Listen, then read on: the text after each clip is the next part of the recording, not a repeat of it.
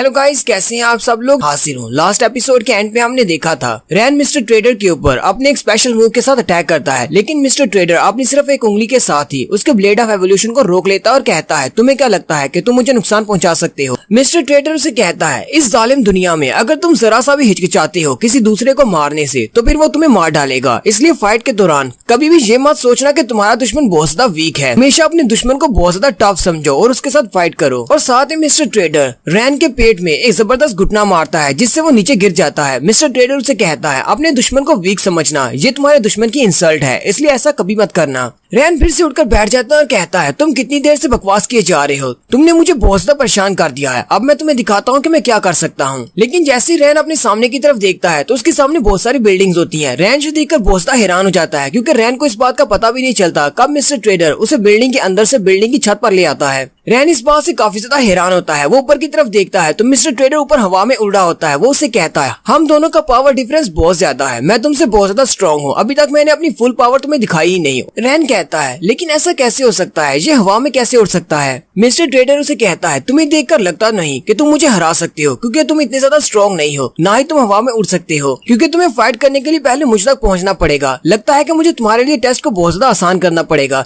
तुम्हारे rank evaluation को मैं आसान कर देता हूँ। मिस्टर ट्रेडर उसे कहता है, तुम्हें सिर्फ मेरे एक ही पंच को बर्दाश्त करना है, अगर तुम उस पंच को ब्लॉक कर पाए तो फिर ठीक है, तुम पास हो जाओगे। रैन कहता है, लगता है कि ये मुझे बहुत ज्यादा काम मांग रहा है, चलो फिर ठीक है, मैं भी इसे दिखाता हूँ कि मैं कितना ज्यादा स्ट्रॉन्ग हूँ। रैन जल्दी से अपने असैसिन मोड में चला जाता है, यानी अपने ब्लेड ऑफ एवोल्यूशन को 2 डैगर्स में तकसीम कर लेता है और साथ ही अपनी सिफन हीलिंग एक्टिवेट करता है जो कि उसकी इनेट एबिलिटी है जो उसे अभी अभी मिली है ताकि वो अपनी बॉडी को दोबारा से हील कर सके। रैन अपने हीलिंग इफेक्ट्स को यूज करते हुए अपनी स्पीड, अपनी एजिलिटी और अपनी स्ट्रेंथ को इंक्रीज कर लेता है, यानी एक डीप बफ लगा लेता है। जबकि मिस्टर ट्रेडर हंसते हुए कहता है, लगता है कि तुम्हारे पास कुछ ऐसा है जो तुमने अभी तक छुपा कर रखा हुआ है, चलो फिर देखते हैं तुम्हारी स्ट्रेंथ कितनी ज्यादा बड़ी है। चलो ये बात तो अच्छी है कि तुम्हारे पास काफी ज्यादा स्ट्रेंथ है, वरना मुझे बाद में इस बात का पछतावा होता कि मैंने तुम्हारे जैसे एक वीक बच्चे को मार डाला। मिस्टर ट्रेडर जल्दी से अपनी एक स्पेशल टेक्निक को रिलीज करता है जिससे वो एक बड़ा सा टोर्नेडो बना लेता है और उसके स्पेशल मूव का नाम टावरिंग टोर्नेडो होता है। मिस्टर ट्रेडर उसे कहता है, चलो फिर देखते हैं तुम मेरे इस टावरिंग टोर्नेडो को कैसे रोक पाते हो। लेकिन उसी वक्त दिखाते हैं सिटी के सेंटर में एक जबरदस्त धमाका होता है और एक लाइट निकलती है। रैन को भी एक झटका लगता है। रैन कहता है, अभी जो धमाका हुआ है मुझे नहीं लगता कि वो इस बंदे की वजह से हुआ है या फिर इसकी एबिलिटी से हुआ है, वो तो शहर में किसी और जगह पर हुआ है। मिस्टर ट्रेडर भी अपनी एबिलिटी को खत्म करने के बाद नीचे उतर आता है और कहता है, मुझे नहीं लगता कि अब हम लोग अपनी असेसमेंट को जारी रख सकते हैं। और साथ ही वो रैन से कहता है, चलो फिर ठीक है, मैं तुम्हें ऐसे ही पास कर देता हूँ क्योंकि तुम्हारे पास काफी ज्यादा स्ट्रेंथ है, हालांकि मैं तुम्हारे साथ एंजॉय करना चाहता था।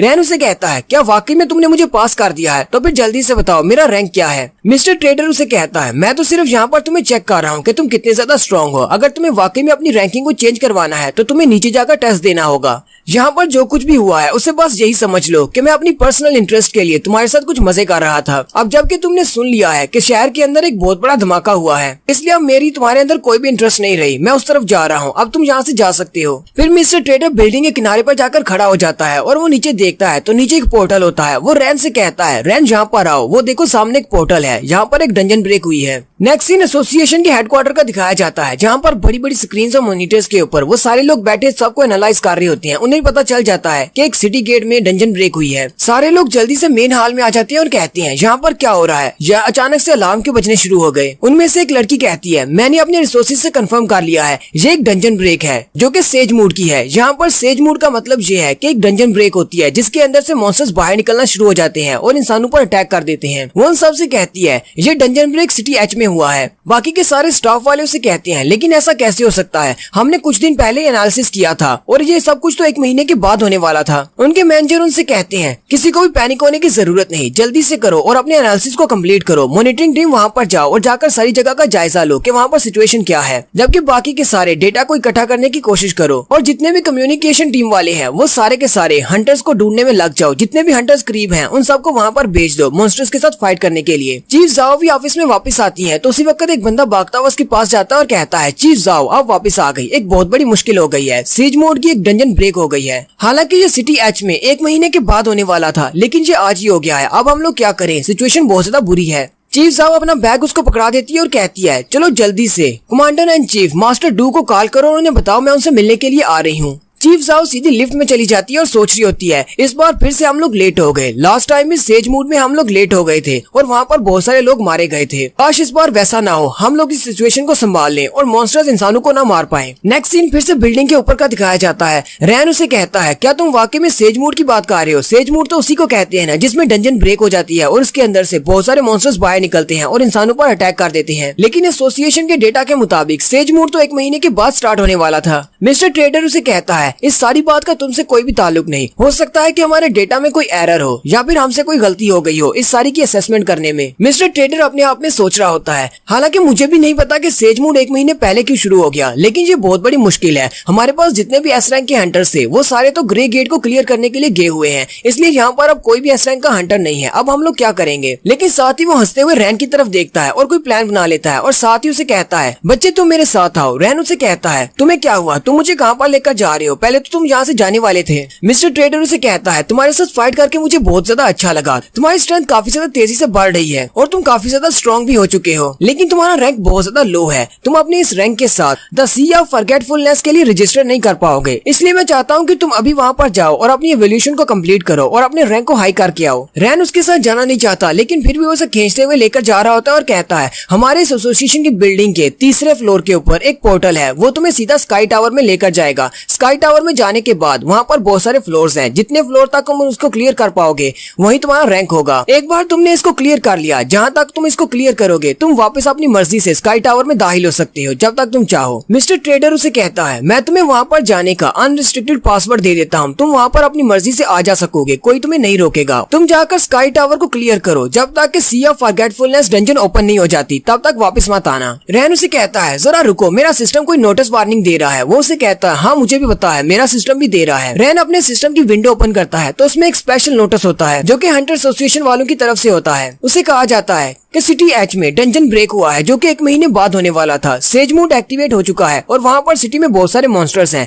जितने भी हंटर्स आसपास के सिटीज में हैं, वो यहाँ पर आकर इन मॉन्स्टर्स को मार सकते हैं। हंटर्स को मॉन्स्टर को मारने पर हंटर पॉइंट्स मिलेंगे, जितना ज्यादा डैमेज आप उसको डेल्थ करेंगे उतने ज्यादा आपको पॉइंट्स मिलेंगे। आप उसे अकेले मारते हैं तो आपको टोटल 3 मिलियन पॉइंट्स मिलेंगे। और साथ ही सिस्टम उसे एक लाइव वीडियो दिखाता है जो कि ज़ॉम्बी की तरफ से होती है। ज़ॉम्बी वहीं पर सीन पर मौजूद होती है और वहाँ पर वीडियोस बना रही होती है। रैन उसे वहाँ पर देखकर बहुत ज्यादा हैरान हो जाता है और कहता है ये पागल लड़की वहाँ पर क्या कर रही है, जबकि इसे पता है कि वहाँ पर बहुत सारे पावरफुल मॉन्स्टर्स हैं। ज़ॉम्बी अपनी वीडियो में बता रही होती है कि इस डंजन ब्रेक के होने के बाद सिर्फ एक ही मॉन्स्टर बाहर निकला है, लेकिन इस मॉन्स्टर ने अपने इर्द गिर्द जितनी भी बिल्डिंग्स हैं उन सभी को तोड़ दिया है और बहुत सारे लोगों को भी मार दिया है। लेकिन अभी तक हमारे हंटर्स इसके खिलाफ कुछ भी नहीं कर पाए, क्योंकि इस मॉन्स्टर के इर्द गिर्द एक बहुत ही पावरफुल आर्मर है, यानी उस मॉन्स्टर के इर्द गिर्द एक शील्ड है जो कि हंटर्स के अटैक्स को ब्लॉक कर रही है। मिस्टर ट्रेडर कहता है हमारी एसोसिएशन वालों ने बहुत ही अच्छा आइडिया लगाया है। अब जबकि हमारे पास यहाँ पर एस रैंक के हंटर्स मौजूद नहीं है तो हम लोग रिवार्ड्स देकर बहुत सारे हंटर्स को यहाँ पर बुलवा सकते हैं। एस रैंक के हंटर्स के मुकाबले में ये हंटर्स ज्यादा कुछ तो नहीं कर पाएंगे, लेकिन हंटर्स की तादाद ज्यादा होने की वजह से ये इस मॉन्स्टर को यहाँ पर थोड़ी देर तक रोक कर रख सकेंगे। मिस्टर ट्रेडर फिर से रैन से कहता है चलो जल्दी करो, तुम यहाँ पर खड़े क्यों हो? 3rd फ्लोर पर जाओ और उस पोर्टल के अंदर चले जाओ ताकि तुम्हें तुम्हारी रैंकिंग मिल सके।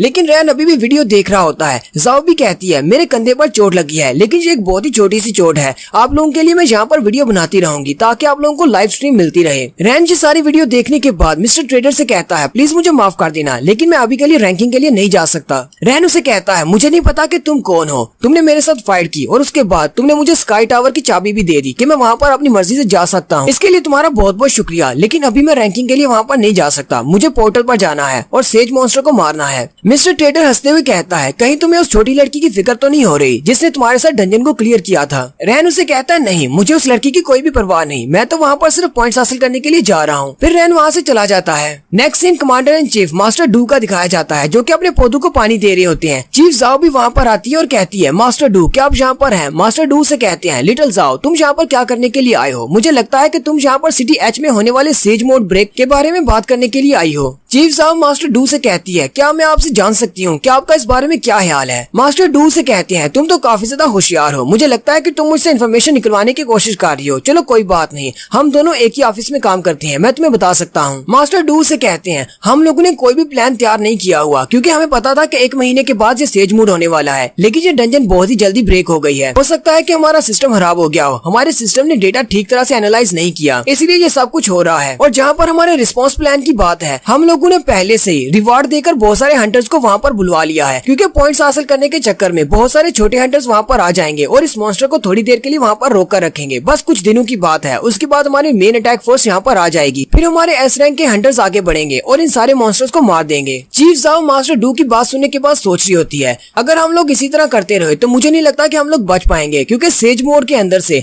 2 दिन के बाद एक मॉन्स्टर बाहर निकलता है। लेकिन जैसे जैसे दिन गुजरते जाते हैं मॉन्स्टर्स की तादाद बढ़ती जाती है। अभी के लिए तो सिर्फ एक मॉन्स्टर बाहर निकला है। हमारे छोटे हंटर्स इसको हरा सकते हैं, लेकिन अगर इसमें से और ज्यादा मॉन्स्टर्स निकलते हैं तो क्योंकि हमारे एस रैंक के हंटर्स यहाँ पर मौजूद नहीं है, उन्हें यहाँ पर पहुंचने में 15 दिन लगेंगे और 15 दिन तक हमारे ये छोटे हंटर्स इनको रोक नहीं पाएंगे। ये मॉन्स्टर्स तो यहाँ पर तबाही मचा देंगे। चीफ जाओ मास्टर डू से कहती है, तो आपके कहने का मतलब है हमारे पास सिर्फ 15 दिन है, 15 दिनों तक हमने इनको रोका रखना है ताकि हमारे एस रैंक के हंटर्स यहाँ पर आ सके। मास्टर डू से कहते हैं, हाँ बिल्कुल ऐसी ही बात है। 15 दिन तक अगर हम इनको यहाँ पर रोक कर नहीं रख पाए तो सिटी एच की हालत भी बिल्कुल सिटी एस जैसी होगी, जो कि अब बिल्कुल डिस्ट्रॉय हो चुका है। क्योंकि सिटी एच के सेंटर में सीज मोड की डंजन ओपन हुई है, जिसके अंदर से मॉन्स्टर्स बाहर निकल सकते हैं और इंसानों पर अटैक कर सकते हैं। उन्होंने एक रिवार्ड रखा है, यानी कि वो पॉइंट्स देंगे और वहाँ पर छोटे हंटर्स को बुलवाया है ताकि वो मॉन्स्टर्स को वहाँ पर रोक कर रख सके जब तक कि वहाँ पर एस रैंक के हंटर्स नहीं आ जाते। मास्टर डू चीफ जाओ से कहते हैं, तुम्हारा काम कैसा चल रहा है? बहुत ही जल्दी फॉरगेटन सी की डंजन ओपन होने वाली है। चीफ जाओ उनसे कहती है, मैंने अपनी तैयारियां मुकम्मल कर ली है। मेरे पास कुछ ऐसे अच्छे हंटर्स हैं जो कि इतने काबिल हैं कि फॉरगेटन सी की डंजन को क्लियर कर सके। मास्टर डू को भी रैन के बारे में पता है। वो चीफ जाओ से पूछते हैं, वो लड़का जिसका नाम सॉन्ग रैन है उसका क्या हुआ? चीफ जाओ कहती है, हाँ बिल्कुल, ये बात कंफर्म है कि वो एक सेकंड अवेकनर है, यानी कि वो एक डबल अवेकनर है। उसने एक डंजन को अकेले ही क्लियर किया था, इसी वजह से हमें पता चला कि वो वाकई में एक डबल अवेकनर है। उसके पास बहुत सारी पोटेंशियल है। उसे फॉरगेटन सी डंजन में बेचकर हम लोग बिल्कुल ठीक कर रहे हैं। मुझे लगता है कि वहाँ पर जाने से उसकी पोटेंशियल और ज्यादा बढ़ेगी और वो फ्यूचर में एक बहुत ही अच्छा हंटर बन सकेगा। शायद वो एक एस रैंक का हंटर बन जाए। चीफ साहब मास्टर डू से कहती है, मास्टर डू अगर आपको मुझसे और कुछ भी नहीं कहना तो क्या मैं सिटी एच में वापस चली जाऊँ? मास्टर डू से कहते हैं, तुम्हारे वहाँ पर जाने का कोई फायदा नहीं है क्योंकि तुम इन्वेस्टिगेशन डिपार्टमेंट से हो। बैरन वहाँ पर है, बैरन को ऑर्डर्स दे दो, वो वहाँ पर जाकर सब कुछ हैंडल कर लेगा। मिस्टर ट्रेडर का रियल नेम बैरन है। वैसे थोड़ी देर पहले मुझे बैरन की एक रिक्वेस्ट मिली थी। वो चाहता है कि मैं रैन को स्काई टावर में जाने के लिए परमिशन दे दूं, वो अपनी मर्जी से वहाँ पर आ जा सके। मुझे लगता है कि बैरन को भी इस सारी बात का अंदाजा है कि अगर हम लोगों ने फॉरगेटन सी की डंजन को फेल कर दिया, हम उसे क्लियर नहीं कर पाए, तो फिर बैरन को सुसाइड मिशन पर भेजना पड़ेगा। और साथ ही मास्टर डू खांसना शुरू कर देते हैं। चीफ जाउन से कहती है, मास्टर डू क्या आप ठीक है? मास्टर डू से कहते हैं, हाँ बिल्कुल ठीक हूँ, बस थोड़ा सा बीमार हूँ। फिर वो से कहते हैं, क्या तुम मेरे साथ बैठकर टी पीना चाहोगी? वैसे भी हमारे पास अब ज्यादा वक्त नहीं है। सेज मोड की डंजन ओपन हो चुकी है। हमने जितना हिसाब लगाया था उससे बहुत ज्यादा जल्दी होता जा रहा है। हमारे पास ज्यादा टाइम नहीं, हम लोग बहुत ज्यादा बिजी होने वाले हैं। नेक्स्ट सीन सिटी एच का दिखाया जाता है, जहाँ पर सेज मोड से निकलने वाला एक ही मॉन्स्टर उन सारे हंटर्स के ऊपर बारी पार रहा है। वहाँ पर एक गिल्ड के मेंबर्स उस मॉन्स्टर के साथ फाइट कर रहे हैं, लेकिन वो उस मॉन्स्टर का सामना नहीं कर पा रहे क्योंकि उस मॉन्स्टर के पास अपनी एक शील्ड है और उस शील्ड की वजह से उन सारे हंटर्स के अटैक उसके ऊपर बिल्कुल बेअसर हैं। रैन भी टैक्सी में बैठकर उसी तरफ आ रहा होता है। रैन उस टैक्सी वाले को अपना कार्ड देते हुए कहता है, तुम्हारे कितने पैसे हो गए? वो उसे कहता है, लिटिल ब्रदर इसकी कोई जरूरत नहीं है, मैं तुम्हें यहीं पर ड्रॉप कर सकता हूँ, इससे आगे मैं नहीं जाऊंगा क्योंकि सामने एक बहुत बड़ा मॉन्स्टर है। तुम उस मॉन्स्टर के साथ फाइट करने वाले हो क्योंकि तुम एक हंटर हो, तुम्हारी वजह से हमारी फैमिली सेफ रहेगी, इसलिए मैं तुमसे पैसे नहीं ले सकता। फिर रैन उसकी टैक्सी से उतरकर लोगों के बीच से उस मॉन्स्टर की तरफ जाता और कहता है, लगता है कि यहाँ के हालात तो उससे भी ज्यादा सीरियस हैं जितने ज़ाओबी ने अपनी वीडियो में दिखाए थे।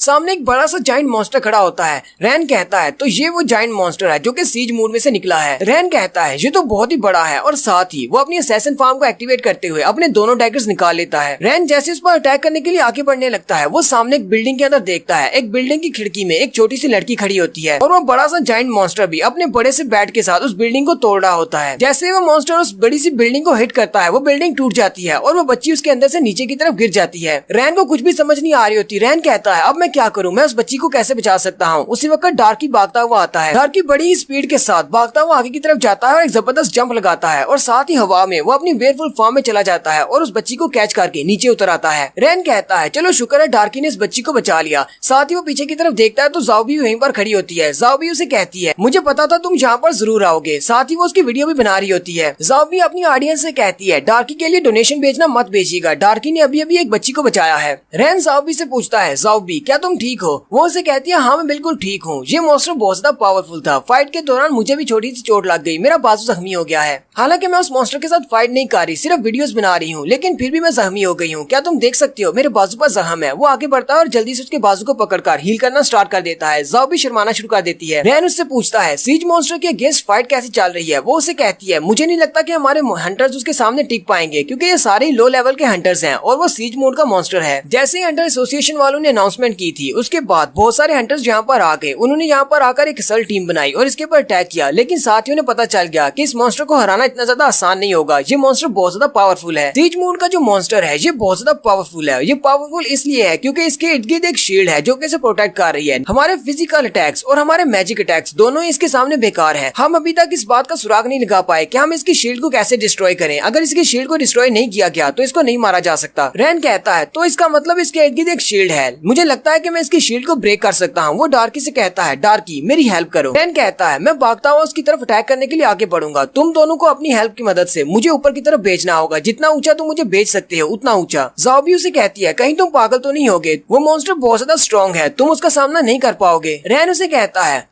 अगर मैं उसके साथ फाइट नहीं करूंगा तो मुझे पता कैसे चलेगा कि मैं उसको हरा सकता हूँ या नहीं? ज़ाओ भी उसे कहती है लास्ट टाइम भी तुमने ऐसा ही कहा था। चलो फिर ठीक है, अब तुम क्या ही रहे हो तो मैं तुम्हारी हेल्प कर देती हूँ। और साथ ही वो अपनी लाइव स्ट्रीम को बंद कर देती है और उन सब से कहती है अभी मुझे कुछ बहुत ही जरूरी काम करना है। जबकि ऑडियंस वाले उसे कह रहे होते हैं अभी तो मजा आने वाला था, तुम अभी बीच में इस लाइव स्ट्रीम को बंद कैसे कर सकती हो? अब तुम्हारा बॉयफ्रेंड यहाँ पर बैटलफील्ड पर क्या आ गया? तुम तो अपने फैंस को भूल ही गई हो। ज़ाओ भी अपनी वीडियो को बंद करने के बाद रैन से कहती है चलो भी ठीक है करते हैं। और साथ ही वो अपनी पावर्स को रिलीज कर रही होती है कि उसी वक्त उन्हें पीछे से बाइक के चलने की आवाज आती है। एक बंदा बाइक के ऊपर बैठा होता है और वो बड़ी स्पीड के साथ आगे की तरफ बढ़ रहा होता है। वो इन सब से कहता है तुम सब लोग रास्ते से हट जाओ, ये मॉन्स्टर मेरा है, मैं इसको मारूंगा। और वो उनके पास से बड़ी स्पीड के साथ सूश करके गुजर जाता है और उन सब से कहता है तुम सब लोग यहाँ पर खड़े रहकर वैसे भी इस मॉन्स्टर को नहीं मार पाओगे, इसलिए घर चले जाओ, ये मॉन्स्टर मेरा है, सारा इनाम मुझे मिलेगा। रैन कहता है अब ये वाला बेवकूफ कौन है? चलो छोड़ो इसे, हम लोग अपने मिशन पर काम करते हैं। फिर रैन आगे की तरफ भागना शुरू करता है और डार्की से कहता है डार्की चलो मेरा साथ दो। डार्की और रैन दोनों ही भागते हुए सीज मोड के मॉन्स्टर की तरफ आगे की तरफ जाते हैं। जबकि उस मॉन्स्टर के साथ अभी भी कुछ लोग फाइट कर रहे हैं। वहाँ पर एक लड़की होती है जो की अपनी पायरोकाइनेसिस को यूज कर रही होती है, यानी कि फायर अटैक्स को यूज करते हुए उसकी शील्ड को डिस्ट्रॉय करने की कोशिश करती है, लेकिन उसका अटैक उसके ऊपर बिल्कुल बेअसर होता है। वो अपने गिल्ड लीडर से कहती है गिल्ड लीडर मेरा अटैक इसके ऊपर कुछ भी काम नहीं कर रहा। इनमें से एक हंटर कहता है पहले हम इसकी शील्ड को एनालाइज करते हैं कि इसकी शील्ड काम कैसे करती है, उसके बाद इसको डिस्ट्रॉय करने की कोशिश करते हैं। वो लोग अभी वहीं पर खड़े बातें कर रहे होते हैं कि वही बेवकूफ जो कि मोटरसाइकिल पर था वो अपनी मोटरसाइकिल के साथ ही ऊपर की तरफ जंप करता है और ला ला ला करता हुआ सीधा उस मॉन्स्टर के ऊपर अटैक करने के लिए जाता है। गिल्ड लीडर जो कि पहले से वहाँ पर फाइट कर रहे हैं वो कहता है अब ये बेवकूफ कौन है, ये यहाँ पर कैसे आ गया? असल में ये बाइक वाला लड़का ये भी एक गिल्ड का प्रेसिडेंट है। वो जल्दी से अपनी नाइफ को निकाल लेता है, हवा में ही उस मॉन्स्टर के ऊपर अपने डबल स्ट्राइक मूव को यूज करता है, लेकिन कुछ भी नहीं होता क्योंकि उसके इर्द गिर्द तो एक शील्ड है। लेकिन शो ऑफ करने के चक्कर में उसकी बाइक नीचे गिरकर टूट जाती है और वहीं पर उसमें धमाका होता है। वो लड़का अपनी बाइक की तरफ देखता है और कहता है इस मॉन्स्टर की वजह से तो मेरी बाइक तबाह हो गई, लेकिन इस मॉन्स्टर के ऊपर तो एक स्क्रैच भी नहीं आया, मुझे फिर से ट्राई करना होगी। अब मुझे नई बाइक खरीदने के लिए पहले इस मॉन्स्टर को मारना होगा, फिर मुझे कुछ पॉइंट्स मिलेंगे। गिल्ड लीडर उसे कहता है लड़के तुम इसके ऊपर चाहे 100 बार भी अटैक कर लो फिर भी इसके ऊपर जरा भी डैमेज नहीं होगा, क्योंकि इस मॉन्स्टर के पास एक बहुत ही पावरफुल शील्ड है। वो लड़का उसे कहता है तुम अपनी बकवास बंद करो, मुझे अटैक करने दो, ये मॉन्स्टर मेरा है, मैं इसे मारूंगा। जबकि दूसरी तरफ से रैन को भी दिखाते हैं। रैन भी भागता हुआ जंप करने की तैयारी में होता है। वो नीचे से ऊपर की तरफ जंप करता है, डार्की भी उसके साथ ही ऊपर की तरफ जंप करता है। हवा में जाने के बाद रैन डार्की से कहता है चलो डार्की मुझे ऊपर की तरफ पुश करो।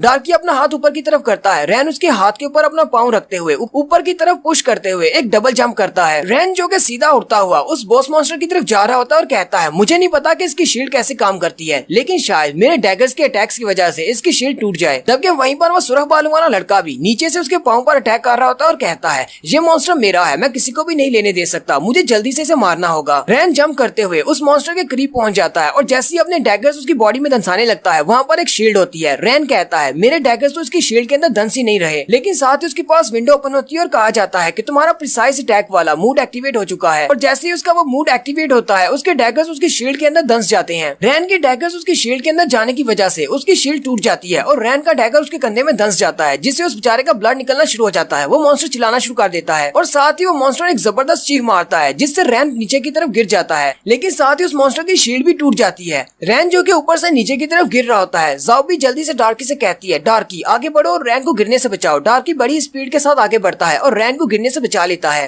रैन कहता है चलो मैंने इसकी शील्ड शील्ड को तो तोड़ दिया, अब बाकी के हंटर्स इस पर अटैक करके इसे मार सकते हैं। बाकी वहाँ पर जितने भी हंटर्स मौजूद होते हैं वो सारे भी ये देखकर बहुत ज्यादा खुश हो जाते हैं और कहते हैं इस मॉन्स्टर की शील्ड टूट चुकी है, चलो मिलकर इस पर अटैक करते हैं। वो सुरख बालों वाला लड़का पहले तो हैरान हो जाता है और कहता है ऐसा कैसे हो गया, इसकी शील्ड कैसे टूट गई, लेकिन साथ ही वो बहुत ज्यादा खुश हो जाता है और कहता है लगता है कि मैंने अपनी तलवार के अटैक से इसकी शील्ड को तोड़ दिया है। और साथ ही वो फिर से अटैक करने के लिए आगे बढ़ता है और कहता है अब जबकि मैंने इसकी शील्ड को तोड़ दिया है, मैं इस पर अटैक करके इसे मार देता हूँ ताकि सारे पॉइंट्स मुझे मिल जाए। गिल्ड लीडर भी अपने गिल्ड वालों से कहता है जल्दी करो और सारे लोग मिलकर इसके ऊपर अटैक करो ताकि हम लोग इसे जल्दी से जल्दी मार सकें। उनमें से कुछ हंटर्स जो होते हैं वो मैजिक यूजर होते हैं, जबकि उनमें से कुछ फिजिकल अटैक यूजर होते हैं। वो सारे मिलकर उसके ऊपर अटैक करना शुरू कर देते हैं। वो सारे मिलकर जब बॉस के ऊपर अटैक करते हैं तो वो बॉस जख्मी होकर नीचे गिर जाता है। सुरख बालों वाला लड़का उन सब से कहता है ये बॉस सब मर चुका है और इस बॉस को मैंने मारा है क्योंकि इसकी शील्ड को मैंने तोड़ा था। चाहे तुम सब लोगों ने मिलकर इस पर अटैक किया है, फिर भी सारे के सारे पॉइंट्स मैं अपने लिए रखूंगा। वो सारे हंटर उसे कहते हैं तुम कहाँ से आ गए हो, तुमने कब इसकी शील्ड को तोड़ा, हमने तुम्हें इसकी शील्ड को तोड़ते हुए नहीं देखा। उन सारे हंटर्स का गिल्ड लीडर भी वहीं पर होता है। वो उसे कहता है बॉस को हम सब ने मिलकर हराया है और वैसे भी हम सब लोगों ने उस लड़के को देखा है जिसने इस बॉस की शील्ड को तोड़ा है, वो तुम नहीं थे। लीडर उसे इशारा करते हुए कहता है वो लड़का जिसके पास एक वेयरवुल्फ है, उस लड़के ने उसकी शील्ड को तोड़ा है। सुरख बालों वाला लड़का बहुत ज्यादा गुस्सा हो जाता है और रैन से कहता है मेरी बात याद रखना, तुमने मेरे किल को चोरी किया है, अगली बार मैं तुम्हें मार डालूंगा, मेरे सामने मत आना। रैन उसे कहता है जाओ जाकर जो तुमसे करने होता है कर लो। सुरख बालों वाला लड़का बहुत ज्यादा गुस्से में होता है, लेकिन उसी वक्त वहाँ पर एक नए कैरेक्टर की एंट्री होती है। एक लड़की वहाँ पर आती है जो कि हांगटू ग्रुप की मेंबर है। वो आती है उसे कहती है यहाँ पर गुस्सा होने से अच्छा है घर जाओ और जाकर अपनी जान बचाओ, यहाँ पर कहीं मॉन्स्टर के हाथों से मारे ना जाना। उस लड़की के साथ उसका एक छोटा सा रोबोट भी होता है जिसका नाम बिक्सी होता है। वो लड़की उसे कहती है बिक्सी अटैक मोड में चेंज हो जाओ और बिक्सी एक वेपन बन जाता है, एक बड़ी सी गन। उस लड़की का नाम सूके है और वो हांगटू ग्रुप की एक नई टेक्नीशियन है। वो एक आर्किटेक्ट है, वो एक हंटर नहीं है। आर्किटेक्ट एक हंटर नहीं होता, लेकिन वो अपनी आर्म्स और अपनी मशीनों को यूज करते हुए एक हंटर की बराबरी कर सकता है। इस लड़की का नाम सूके है। सूके के पास एक छोटा सा रोबोट होता है जिसका नाम बिक्सी होता है। वो उसे कहती है बिक्सी चलो जल्दी से चेंज हो जाओ अटैक मोड में, और वो एक बड़ी सी गन बन जाता है। सूके कहती है वैसे तो मैं बहुत ज्यादा नर्वस हो रही हूँ क्योंकि मैं पहली बार किसी बड़े मॉन्स्टर का सामना करने के लिए आई हूँ, लेकिन अब जबकि मैं यहाँ पर आ चुकी हूँ तो मेरे लिए वापसी का कोई रास्ता नहीं है, मुझे ये करना ही होगा। मेरा दिल बहुत ही तेजी से धड़क रहा है। और साथ ही वो एक लंबा सांस लेती है और अपनी बैकग्राउंड स्टोरी बताती है। सूके कहती है कुछ दिन पहले तक मैं सिर्फ घर में रहती थी, मैं किसी भी गिल्ड की मेंबर नहीं थी और ना ही मुझे कोई हंटर बनने का शौक था।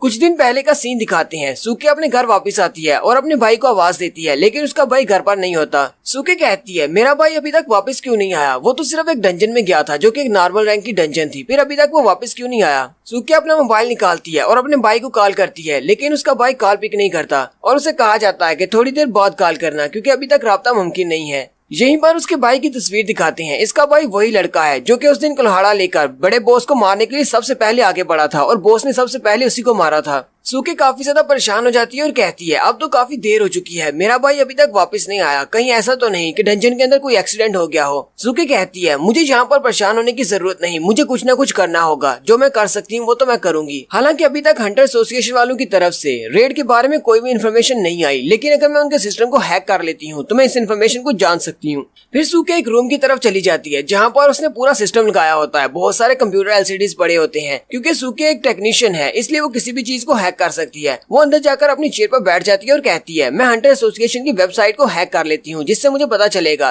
कि डंजन के अंदर क्या हुआ है और मेरा भाई अभी तक घर वापस क्यों नहीं आया। सूकी जाकर अपने कंप्यूटर से कहती है जेरूसलम चलो जल्दी से हैकिंग को स्टार्ट करो। वो उसके वॉइस को रिकॉग्नाइज करने के बाद कहता है ठीक है मास्टर, मैं हैकिंग को स्टार्ट कर रहा हूँ। सूकी अपने कंप्यूटर से कहती है हंटर एसोसिएशन की वेबसाइट के अंदर जाओ और वहां पर जाकर सूजे ही यानी कि मेरे भाई की डंजन के बारे में इन्फॉर्मेशन निकालो कि आज डंजन के अंदर क्या हुआ है, उनकी डंजन का रिजल्ट क्या है और मेरा भाई अभी तक घर वापस क्यों नहीं आया। कंप्यूटर उसे कहता है तुम्हारे भाई ने आज पूरे दिन में सिर्फ एक ही डंजन को अटेम्प्ट किया है, यानी कि एक ही रेड के लिए गया था। मैं अभी उसके बाकी के डेटा को निकालता हूँ और साथ ही वो हैकिंग स्टार्ट कर देते हैं। पता नहीं जहाँ पर कुछ अल्फा कोड्स वगैरह के बारे में बोला जाता है। वो जैसे ही हंटर एसोसिएशन की वेबसाइट के अंदर दाखिल होने की कोशिश करती है तो उसका एक्सेस ब्लॉक हो जाता है और उसके सामने एक वार्निंग वाला मैसेज आया जाता है और कहा जाता है तुम्हारे पास परमिशन नहीं है इस सारे डेटा को एक्सेस करने की, लेवल 3 का सिस्टम एक्टिवेट हो रहा है, डिफेंसिव सिस्टम। सूके भी ये देखकर बहुत ज्यादा हैरान हो जाती है और कहती है वो तो सिर्फ एक नॉर्मल डंजन है, लेकिन इसके डेटा को एक्सेस करने के लिए इतनी ज्यादा परमिशंस की क्या जरूरत है, इसके डेटा को रिस्ट्रिक्ट क्यों किया गया है। सूके दोबारा से कोशिश करती है और कोई नई ट्रिक यूज करती है, लेकिन फिर से वो उदास होकर बैठ जाती है क्योंकि उसे कहा जाता है कि तुम्हारे पास इतनी ज्यादा परमिशंस नहीं है, ये सारा डेटा क्लासिफाइड है, तुम इसको हैक नहीं कर सकती। सूके कहती है चलो ठीक है, अगर मैं इस वेबसाइट को हैक नहीं कर सकती और सारे डेटा को एक्सेस नहीं कर सकती, कम से कम मैं उन लोगों के बारे में तो जान सकती हूँ जो कि मेरे भाई के साथ उस डंजन के अंदर गए थे। मैं उन सब से पूछ सकती हूँ कि डंजन के अंदर ऐसा क्या हुआ है कि मेरा भाई अभी तक वापस नहीं आया। सूके अपने आप से कहती है मुझे अपने आप पर यकीन होना चाहिए, मैं एक आर्किटेक्ट हूँ, मैं ये कर सकती हूँ। और वो फिर से कोडिंग करना स्टार्ट करती है। उसी वक्त घड़ी की तरफ भी दिखाते हैं कि उसे काम करते हुए 7 बज जाते हैं। वो अभी तक कंप्यूटर के सामने बैठी अपना काम कर रही है, लेकिन उस डंजन में उसके भाई के साथ जितने भी लोग गए थे उन सब के बारे में भी कोई इन्फॉर्मेशन नहीं होती क्योंकि वो किसी भी सिस्टम को हैक नहीं कर पा रही होती, किसी के लिए भी उसके पास इतनी ज्यादा परमिशंस नहीं होती, सारे का सारा डेटा ही क्लासिफाइड होता है। सूके कहती है ऐसा कैसे हो सकता है, मेरे भाई के साथ उस दिन जितने भी लोग डंजन के अंदर गए थे उन सभी के ऊपर हाईली क्लासिफाइड का लेबल लगा हुआ है, यानी कि मैं उनको एक्सेस नहीं कर सकती, उनका डेटा नहीं देख सकती। सूके फिर से बहुत ज्यादा कंफ्यूज हो जाती है, लेकिन साथ ही वो फिर से अपने आप से कहती है मैं कंफ्यूज नहीं हो सकती, मुझे टेंशन नहीं लेनी, मैं ये कर सकती हूँ, मैं एक आर्किटेक्ट हूँ। और वो फिर से कंप्यूटर पर बटन दबाना स्टार्ट कर देती है। काफी देर तक इसी तरह लगी रहती है, यहीं तक के टाइम दिखाते हैं कि 9:30 बज चुके होते हैं, लेकिन अभी तक वो सिस्टम को हैक नहीं कर पाई। और साथ ही वो रोना शुरू कर देती है और कहती है ऐसा कैसे हो सकता है कि मैं इस सिस्टम को हैक नहीं कर पा रही। सूके रोते हुए कहती है मैंने तो अभी तक कुछ खाया भी नहीं, मुझे तो खाना बनाना भी नहीं आता, मेरा भाई ही हमेशा मेरे लिए खाना बनाता था। चलो कोई बात नहीं, मैं बाहर से ऑर्डर मंगवा लेती हूँ। वो अपने मोबाइल पर एप्लीकेशन ओपन करती है और कहती है यहाँ पर से एप्लीकेशन के ऊपर से ऑर्डर देने से जो भी चीज मंगवाओगे वो हमारे घर पर आ जाएगी, लेकिन यहाँ पर पहले हमें अपना एड्रेस बताना पड़ता है। और लेकिन उसे अपना एड्रेस याद नहीं होता क्योंकि वो बहुत ज्यादा नर्वस होती है। वो रोना शुरू कर देती है और कहती है मुझे तो अपना एड्रेस भी याद नहीं है, अब मैं क्या करूँ, मैं ऑर्डर कैसे करूँ। फिर वह साथ ही और भी ज्यादा रोना शुरू कर देती है और उसका मोबाइल उसके हाथ से गिर जाता है और नीचे गिरकर टूट जाता है। वो कहती है अब मैं क्या करूं, मेरा तो मोबाइल भी टूट चुका है, मैं तो अपने भाई के बिना एक ऑर्डर भी नहीं कर सकती, मैं अपने लिए खाना भी नहीं मंगवा सकती, मैं अपने भाई के बिना क्या करूंगी। उसी वक्त बिक्सी भी उसके पास आ जाती है। सूके बिक्सी को गले से लगा लेती है और रोना शुरू कर देती है और कहती है आज से पहले मैंने अपने आप से कुछ भी नहीं किया, हमेशा मेरे लिए सब कुछ मेरा भाई किया करता था, मेरे लिए खाना भी वही मंगवाता था, मैं तो अपने भाई के बिना खाना भी नहीं मंगवा सकती, अब मैं क्या करूंगी, मैं जिंदा कैसे रहूंगी। सूके भी बिक्सी को अपने गले से लगाकर ही बैठी होती है कि उसी वक्त उसके पास एक नोटिफिकेशन आता है और उसे कहा जाता है तुमने जिस चैनल को सब्सक्राइब किया हुआ है उस बंदे ने एक नई वीडियो को अपलोड किया है, यानी कि टैंक ज़ाओबी ने नई वीडियो को अपलोड किया है। वो लाइव स्ट्रीमिंग कर रही है, वो भी अरीना से, जहां पर एक लड़का जो कि ब्रॉन्ज लेवल का है वो एक लड़की एक असैसिन के साथ फाइट कर रहा है। सूके जल्दी से अपनी स्क्रीन की तरफ देखती है तो सामने ज़ाओबी होती है जो कि अरीना से लाइव मैच दिखा रही है। ये वीडियो उस दिन की है जिस दिन लूमी और रैन की फाइट हुई थी। रैन लूमी से कह रहा होता है चलो जल्दी से कहो कि मैं कुतिया हूँ और बहुत ही बुरी कुतिया हूँ। सूके कहती है ये लड़का तो बहुत ज्यादा बुरा है, लेकिन साथ ही वो उसे पहचान जाती है और कहती है ये तो रैन है, ये तो सॉन्ग रैन है, ये भी मेरे भाई के साथ डंजन में गया था। वो जल्दी से अपने डेटा को दोबारा से रिसर्च करती है और कहती है ये तो वाकई में सॉन्ग रैन है। सूके कहती है डंजन के अंदर इसके साथ जितने भी लोग गए थे उन सभी का डेटा रिस्ट्रिक्टेड है, यानी कि उनके में कुछ भी नहीं पता, लेकिन इसके डेटा को एक्सेस किया जा सकता है। ये अभी तक बाहर क्यों है, बाकी सब कहां पर हैं? सूके काफी ज्यादा गुस्सा हो जाती है और उठकर जाकर अपनी टेबल पर पड़े हुए एक ब्लूप्रिंट के सामने खड़ी हो जाती है। वो ब्लूप्रिंट एक बड़ी सी गन का होता है। वो उस ब्लूप्रिंट के ऊपर दोबारा से लाइनें लगाना शुरू कर देती है, यानी कि वो उसको दोबारा से बना रही है। और बिक्सी से कहती है बिक्सी मुझे लगता है कि अब मुझे अपने आप भी कुछ करना होगा, मैं बहुत ज्यादा नाइव थी, जो मुझे लगा था कि मैं अपने भाई के भरोसे सारी जिंदगी गुजार सकती हूँ। नेक्स्ट सीन इस दिन के 2 दिन के बाद का होता है। हांग टू गिल्ड का बॉस अपने रूम में बैठा होता है, जबकि उसी वक्त वो लड़का जिसका बाजू कट गया था,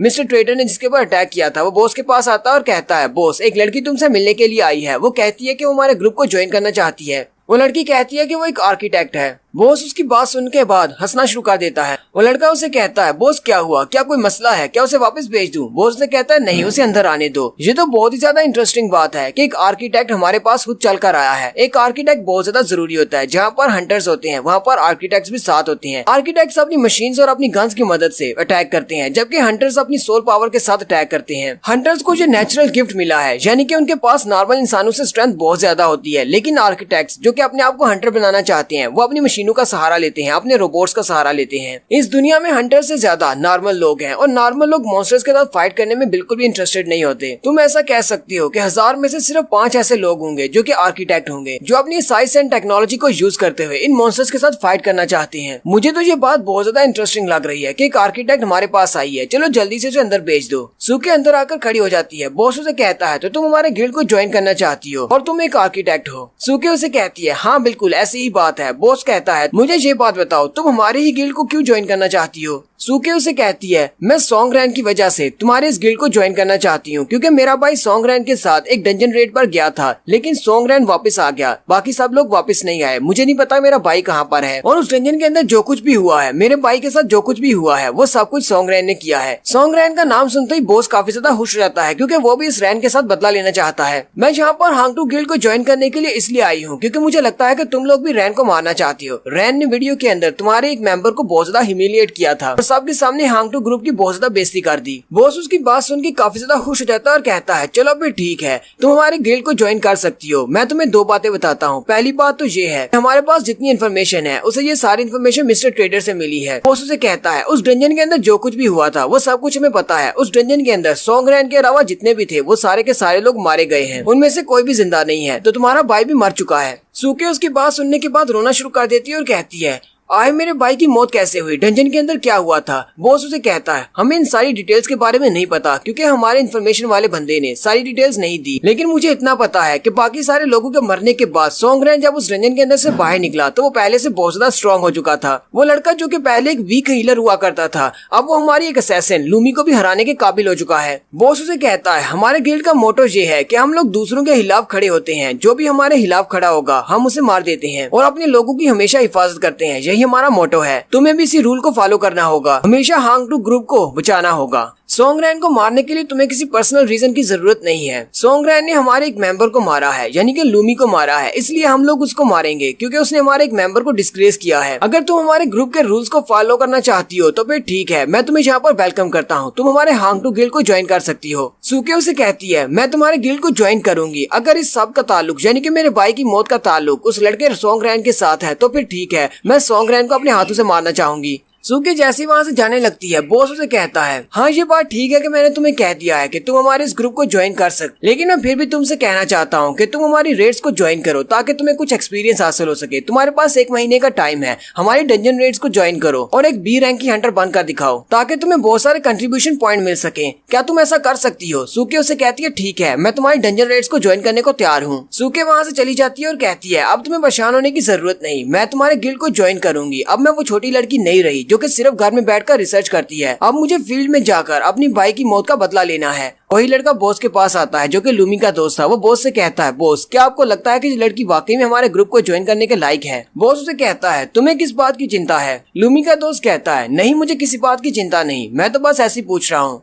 बॉस उसे कहता है मुझे ये बात अच्छी तरह से पता है कि वो लड़की इस लायक नहीं है कि हांगटू ग्रुप को ज्वाइन कर सके, और ना ही वो किसी को प्रोटेक्ट कर सकती है और ना ही किसी का सामना कर सकती है। वो तो बस एक बेवकूफ बच्ची है जो कि अपने भाई की मौत का बदला लेना चाहती है। ये तो हमारे लिए बहुत ज्यादा अच्छा है। उस लड़के सॉन्गरैन ने हमारी एक बेहतरीन असैसिन लूमी को हमसे छीन लिया, यही लड़की उस रैन से हमारा बदला लेगी। नेक्स्ट सीन फिर से अटैक वाली जगह का दिखाया जाता है जहाँ पर सेज मूड का मॉन्स्टर सबके ऊपर अटैक कर रहा है, जबकि वो सारे हंटर्स उस मॉन्स्टर के ऊपर अटैक कर रहे हैं। लास्ट एपिसोड में हमने देखा था कि उन्होंने उस मॉन्स्टर को नीचे गिरा लिया होता है क्योंकि रैन ने अपनी पावर्स को यूज करते हुए उसके ऊपर अटैक किया था, जिसकी वजह से उसकी शील्ड टूट गई थी। मॉन्स्टर के नीचे गिरने के बाद उनके गिल्ड का लीडर उन सबसे कहता है जल्दी से इसके ऊपर अटैक करो ताकि हम लोग इसे यहीं पर मार दें, ये दोबारा से उठ ना पाए। गिल्ड लीडर के पास भी अपना एक टेक्नीशियन होता है, वो उसे कहता है जब तक ये मॉन्स्टर नीचे है जल्दी से एक स्टेटस इफेक्ट दो। उसके पास एक बड़ी सी गन होती है, वो अपनी गन के अंदर एक बड़ा सा ग्रेनेड लगाता है। उस गन के अटैक को क्वांटम प्रोजेक्शन कहते हैं। वो उसके साथ उस बॉस के ऊपर अटैक करता है। उसकी गन के अंदर से एक छोटा सा मिसाइल निकल कर जाता है जो सीधा जाकर उस मॉन्स्टर के ऊपर लगता है। इस क्वांटम प्रोजेक्शन की मदद से वो उस मॉन्स्टर की बॉडी के अंदर से निकलने वाली एनर्जी को माप सकते हैं और साथ ही उसकी शील्ड के बारे में भी जान सकते हैं कि इसकी शील्ड की वीकनेस क्या है और इस मॉन्स्टर को मारने के कौन कौन से वीक साइड्स हैं। गिल्ड लीडर अपने टेक्नीशियन से कहता है एनालिसिस कैसा जा रहा है? वो उसे कहता है मैं अभी इसको एनालाइज कर रहा हूँ, मैं थोड़ी देर तक बताता हूँ कि क्या रिजल्ट्स आए हैं। इस क्वांटम प्रोजेक्टाइल को यूज करने का एक साइड इफेक्ट ये भी है कि इससे उस मॉन्स्टर की हेल्थ इंक्रीज हो जाएगी और वो फिर से उठकर खड़ा हो जाता है। गिल्ड लीडर अपने सारे साथियों से कहता है ये मॉन्स्टर फिर से उठकर खड़ा हो रहा है, चलो जल्दी से इसके ऊपर अटैक करो, इसे खड़ा मत होने देना, कहीं ये दोबारा से अपनी शील्ड को जनरेट न कर ले। सूके भी वहीं पर खड़ी होती है। सूके कहती है इस मॉन्स्टर को मारने के ऊपर बहुत बड़ा इनाम है, यानी बहुत सारे कंट्रीब्यूशन पॉइंट्स मिलने वाले हैं। अब क्योंकि मैं हांगटू गिल्ड का एक हिस्सा हूँ इसलिए मुझे हांगटू ग्रुप के लिए इस मॉन्स्टर को मारना होगा। होगा। सूके बड़ी स्पीड के साथ अपनी गन को लेकर उस मॉन्स्टर पर अटैक करने के लिए आगे की तरफ बढ़ती है। वो उस मॉन्स्टर के थोड़ा सा करीब पहुंचने के बाद अपनी गन को लोड करती है और उसके ऊपर एक ब्लास्ट करती है। सूके उस मॉन्स्टर के ऊपर अटैक करने के बाद उसके स्टेटस को देखती है और कहती है मेरा अटैक तो काफी ज्यादा अच्छा है, इस मॉन्स्टर को मेरे अटैक की वजह से काफी डैमेज हुआ है, उसकी हेल्थ कम हो गई है, लेकिन साथ ही वो कहती है इसका आर्मर वाला बाल यानी कि शील्ड वाली जो लाइन है वो क्यों चमक रही है। गिल्ड लीडर का टेक्नीशियन उसे कहता है मैंने एनालिसिस कंप्लीट कर लिए हैं। बॉस उसे कहता है चलो फिर ठीक है, इसे हमारे वॉइस सिस्टम में डाल दो, जितने भी हंटर्स यहाँ पर हैं उन सबको इसका लाइव ब्रॉडकास्ट दिखाओ और उन्हें बताओ कि इसके कौन कौन से वीक पॉइंट्स हैं। वो टेक्नीशियन बिल्कुल वैसे ही करता है जैसा कि उसे बॉस ने कहा है। वो सबसे कहता है सब लोग मेरी बात ध्यान से सुनो, इस मॉन्स्टर के पास अपनी शील्ड को रीजनरेट करने की एबिलिटी है। एक बार जब ये अपनी शील्ड को बना लेता है तो हमारे कोई भी अटैक्स इसके ऊपर काम नहीं करते, ना ही मैजिक अटैक्स और ना ही फिजिकल अटैक्स। ये 99.9% तक हमारे अटैक से बिल्कुल अनडैमेज रहता है। इसकी शील्ड को तोड़ने के सिर्फ दो ही तरीके हैं, या तो हम इसके ऊपर बार बार अटैक करें ताकि इसकी शील्ड अटैक्स की वजह से टूट जाए, या फिर दूसरा तरीका ये है कि हम लोग इसके वीक स्पॉट्स के ऊपर अटैक करें। लेकिन इसके वीक स्पॉट्स के ऊपर पहुंचने के लिए हमें इसकी शील्ड को तोड़ना होगा। अब मैं आपको इसकी वीकनेस के बारे में बताता हूँ। इसकी टोटल 4 वीकनेस है। इसका दायां और बायां कंधा दोनों इसके वीक स्पॉट्स हैं। इसके अलावा इसका पेट और इसकी बैक वो भी इसके वीक पॉइंट्स हैं। वो मॉन्स्टर आहिस्ता आहिस्ता अपनी शील्ड को दोबारा से रीजनरेट कर रहा होता है। टेक्नीशियन उन सबसे कहता है इसके वीक पॉइंट्स के ऊपर अटैक करो, इससे पहले कि जो अपनी शील्ड को कंप्लीट कर ले। अगर इसने अपनी शील्ड को कंप्लीट कर लिया तो उसके बाद हमें इसकी शील्ड को 4 बार तोड़ना होगा, वरना ये अपनी शील्ड की रीजनरेशन एबिलिटी को कभी भी नहीं छोड़ेगा। मॉन्स्टर बड़ी स्पीड के साथ अपनी शील्ड को रीजनरेट कर रहा होता है। वो सारे अपने गिल्ड लीडर से कहते हैं गिल्ड लीडर अब हमें क्या करना चाहिए, हम क्या करें। गिल्ड लीडर कहता है मुझे कैसे पता होगा। सुरख बालों वाला लड़का उन सबसे कहता है मुझे पता है कि हमें क्या करना है।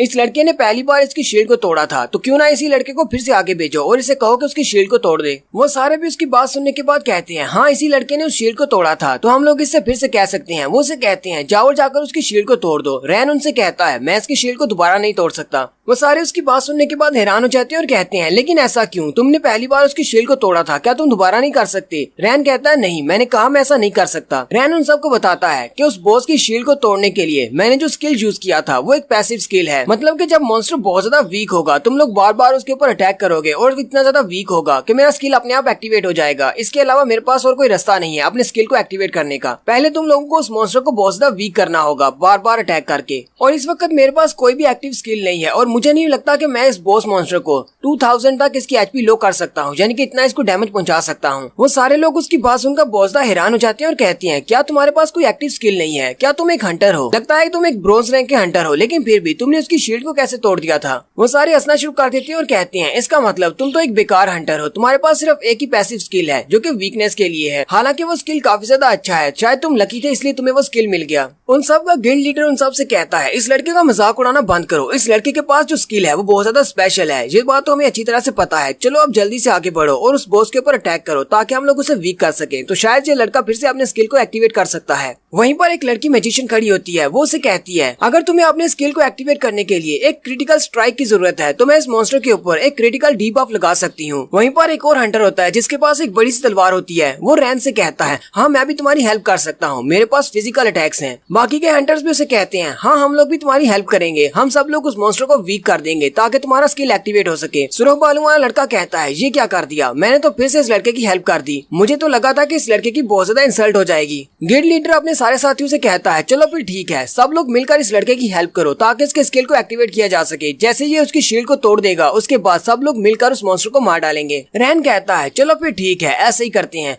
वो ज़ॉम्बी और डार्की से कहता है चलो फिर आगे बढ़ते हैं और हम लोग भी अपना काम पूरा करते हैं। रैन और डार्की दोनों ही भागते हुए आगे की तरफ जाते हैं। फिर से वो सेम मूव को यूज करने वाले हैं। बाकी के सारे जितने भी वहाँ पर लोग थे, जिन लोगों ने उसे कहा था कि हम लोग तुम्हें अपनी पावर्स देने को तैयार हैं ताकि तुम्हारी स्ट्रेंथ बहुत ज्यादा बढ़ जाएगी और तुम एक क्रिटिकल स्ट्राइक एक्टिवेट कर सकते हो, वो सारे अपनी पावर्स को रैन की बॉडी में ट्रांसफर करना स्टार्ट करते हैं। रैन भागता हुआ उस मॉन्स्टर के सामने चला जाता है। उन सब की स्ट्रेंथ लेने के बाद रैन की बॉडी भी चमकना शुरू हो जाती है। रैन कहता है मुझे महसूस हो रहा है कि मेरी बॉडी के अंदर बहुत सारी ओवरफ्लोइंग पावर है। फिर रैन और डार्की दोनों ही हवा में ऊपर की तरफ जंप करते हैं। रैन कहता है अब जबकि मेरे पास बहुत ज्यादा स्ट्रेंथ है, इतनी स्ट्रेंथ के साथ तो मैं अपने पैसिव स्किल को एक्टिवेट कर सकता हूँ। रैन और वो दोनों हवा में होते हैं। डार्की उसके बाजू को पकड़ता है और उसे खींचकर जबरदस्त तरीके से बॉस मॉन्स्टर की तरफ फेंक देता है। रैन कहता है जितनी मेरे पास स्ट्रेंथ है मुझे लगता है कि मैं सिर्फ एक ही स्ट्राइक के साथ इसकी शील्ड को तोड़ पाऊंगा, और फिर ऐसा ही होता है। रैन जैसे उसके ऊपर अपनी ब्लेड के साथ अटैक करता है उसकी शील्ड टूट जाती है और रैन का ब्लेड उसके कंधे में धंस जाता है। जैसे रैन उसकी शील्ड को तोड़कर उसके कंधे पर अटैक करता है उसी वक्त उसे कहा जाता है कि तुम्हारे पास एक नया स्किल एक्टिवेट हो गया है जिसका नाम फैंटम है। और यहीं पर एक विंडो ओपन होती है और फैंटम के बारे में बताया जाता है कि फैंटम स्किल को यूज करने के बाद रैन कुछ वक्त के लिए फैंटम बन सकता है, यानी कि एक गोस्ट बन सकता है। कोई भी ऑब्जेक्ट उसकी बॉडी के आर पार हो जाएगा और वो भी किसी भी ऑब्जेक्ट के आर पार हो सकता है। लेकिन इसकी भी कंडीशंस हैं। उसे 35 माना पॉइंट्स लगेंगे 1 सेकंड तक अपने इस फैंटम को बरकरार रखने के लिए। रैन काफी ज्यादा खुश हो जाता है और कहता है ये तो एक एक्टिव स्किल है, यानी कि इसे मैं जब चाहूँ तब यूज कर सकता हूँ सिर्फ अपने माना पॉइंट्स को कंज्यूम करके। रैन कहता है हालांकि ये एक बहुत ही अच्छा एक्टिव स्किल है लेकिन मैं इस स्किल को ज्यादा देर तक यूज नहीं कर सकता क्योंकि मेरे पास सिर्फ 100 माना पॉइंट्स हैं। एक आम हंटर के पास 100 से ज्यादा माना पॉइंट्स नहीं होते, यानी कि मैं इसे सिर्फ 3 सेकंड तक ही यूज कर सकता हूँ। रैन अपने ब्लेड को उसके कंधे से बाहर निकालता और कहता है इसकी शील्ड तो टूट चुकी है, ये तो बहुत ही अच्छी टाइमिंग है, अब मुझे अपने फैंटम स्किल को यूज करने का मौका मिलेगा। और साथ ही वो पीछे की तरफ जंप करता है और अपने फैंटम स्किल को एक्टिवेट कर लेता है और वो हवा में उड़ना शुरू कर देता है। नीचे खड़े सारे हंटर्स भी जो देखकर हैरान हो जाते हैं और कहते हैं इस लड़के ने तो शील्ड को तोड़ दिया। लेकिन हैरानी की बात तो ये है कि इसके पास एक और एक्टिव स्किल है। इसने कहा था कि इसके पास और कोई भी स्किल नहीं है। वो बॉस मॉन्स्टर दर्द होने की वजह से एक जबरदस्त रोर करता है और उसके इर्द गिर्द शील्ड के जितने भी टुकड़े होते हैं वो सारे रैन की तरफ जाते हैं, लेकिन वो सारे टुकड़े रैन की बॉडी के आर पार हो जाते हैं क्योंकि रैन अब फैंटम स्टेट में है। रैन हवा में उड़ रहा होता है। रैन कहता है ये फैंटम वाला स्किल तो बहुत ज्यादा अच्छा है, अब तो मेरे पर ग्रेविटी भी असर नहीं कर रही, यानी कि मैं उड़ सकता हूँ और इसके सारे अटैक्स मेरे सामने बेकार हैं। हालांकि ये शील्ड के टुकड़े भी मेरी बॉडी के आर पार हो गए हैं। रैन अपने डैगर्स को रेडी करता है और कहता है अब जबकि मैं अपनी फैंटम स्टेट में हूँ तो क्यों ना इस बॉस के ऊपर अटैक किया जाए, क्यों ना इस बॉस को मैं ही मार डालूं। रैन उड़ता हुआ उस बॉस मॉन्स्टर के चेहरे की तरफ जाता है और जाकर उसके कंधे पर अटैक करता है जहाँ पर उसका वीक स्पॉट है। सुरख बालों वाला लड़का कहता है ये लड़का तो बहुत ज्यादा बुरा है, इस लड़के ने तो हम सब का फायदा उठा लिया। पहले इसके पास अपने स्किल को एक्टिवेट करने की एनर्जी नहीं थी, लेकिन जैसी इसे एनर्जी मिली इसने उसकी शील्ड को तोड़ने के बाद खुद ही क्रिटिकल डैमेज पहुंचाना शुरू कर दिया है ताकि सारे के सारे पॉइंट्स इसको मिल जाएं। वो लड़का भी अटैक करने के लिए आगे बढ़ता है और कहता है तुम्हें क्या लगता है कि सारे के सारे पॉइंट्स तुम अपने लिए रख सकते हो? मैं भी इसके नीचे वाले वीक पॉइंट्स के ऊपर अटैक कर सकता हूँ, मैं इसके एब्डोमेन पर अटैक करता हूँ। सुरख बालों वाला लड़का भागते हुए जैसे ही उस मॉन्स्टर की तरफ आगे जाने लगता है उसी वक्त सूखे उसके पास से गुजर जाती है। सुरख बालों वाला लड़का कहता है लगता है कि ये लड़की भी उसके ऊपर डैमेज डील करना चाहती है ताकि इसे भी कुछ पॉइंट्स मिल जाएं। ये सारे लोग मेरे पॉइंट्स के पीछे क्यों पड़ गए हैं? लेकिन वो कहता है चलो इस बात से कोई फर्क नहीं पड़ता, मैं भी आगे बढ़कर उस पर अटैक करता हूँ, कुछ ना कुछ पॉइंट्स तो मुझे भी मिलेंगे। वो अपनी तलवार को यूज करते हुए डबल स्लैश लगाता है जबकि सूखे भी अपनी गन को यूज करते हुए एक जबरदस्त कैनन अटैक करती है। गिल्ड लीडर का टेक्नीशियन उसे कहता है ये लोग तो बहुत ही अच्छे से उसके ऊपर डैमेज डील कर रहे हैं, इन लोगों ने उस मॉन्स्टर की 2 वीक स्पॉट्स को पहले से ही डैमेज कर दिया है, मुझे नहीं लगता कि वो अपनी शील्ड को दोबारा से रीजनरेट कर पाएगा। गिल्ड लीडर अपने बाकी के साथियों से कहता है चलो फिर ठीक है, जल्दी से आगे बढ़ो और उस मॉन्स्टर के ऊपर इतना अटैक करो कि वो फिर से उठ ना पाए। जैसे वो सारे लोग भागते हुए उस मॉन्स्टर के करीब जाते हैं वो मॉन्स्टर एक जबरदस्त चीख मारता है और वो बर्जर्क मोड में चला जाता है। बर्जर्क मोड में यानी कि वो पागलों की तरह इधर उधर अटैक करना शुरू कर देता है। वहीं पर उसकी नजर सूखे पर पड़ती है, वो सूखे को पंच मारने के लिए रेडी हो जाता है जबकि सूखे वहीं पर खड़ी होती है और वहाँ से हिल नहीं पाती। सूखे कहती है मुझे बचाओ, कोई तो मुझे बचाओ। सुरख बालों वाला लड़का कहता है वो लड़की तो खतरे में है, उसका पंच और वो लड़की मर जाएगी, मेरे पास इतनी स्पीड नहीं है कि मैं यहाँ से वहाँ पर जाकर उस लड़की को बचा सकूं। रैन जो कि अभी भी अपने फैंटम मूड में है, रैन उस तरफ देखता और कहता है लगता है कि मुझे उस लड़की को वहाँ पर बचाने के लिए जाना होगा।